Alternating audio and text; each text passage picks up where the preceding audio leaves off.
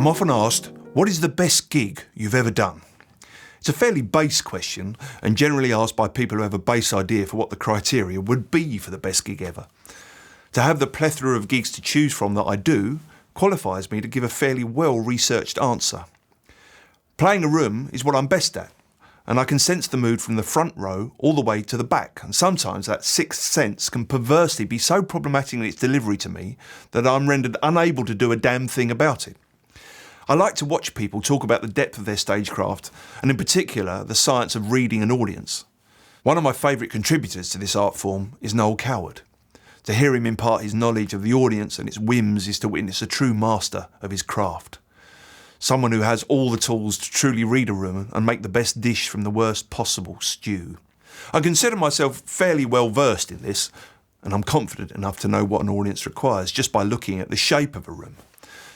My best gig ever, for instance, would not necessarily be the biggest room I've played. In fact, it is quite the opposite. The largest arenas are not, contrary to popular opinion, the euphoric adrenaline rushes that people think they are.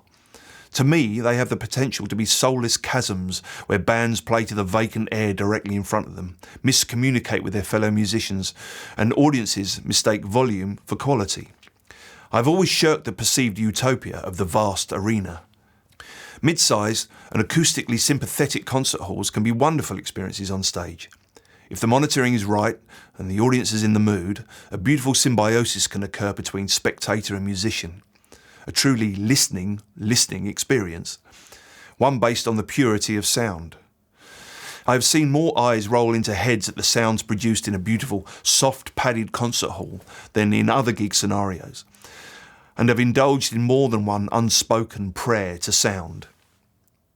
However, for sheer energy, my ideal is to get the band and the audience as close and as snug as possible. To do that, you need a small space, somewhere where you feel you're on top of each other, where the space between band and audience is totally blurred. This is where I've experienced the kind of intoxicating and hedonistic energy that leaves me high for days afterwards. It is generally this level of energy that I crave. I've seen into people's souls in the last of these environments more ably than in any other situation that I can imagine or experience.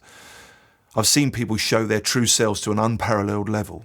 I have seen glances between people which have betrayed the deepest details of their relationships. Thanks to this front seat to people's souls that I occupy, I find people fascinating and beautiful. Stripped to their deepest layer, I get to see the honesty of it all.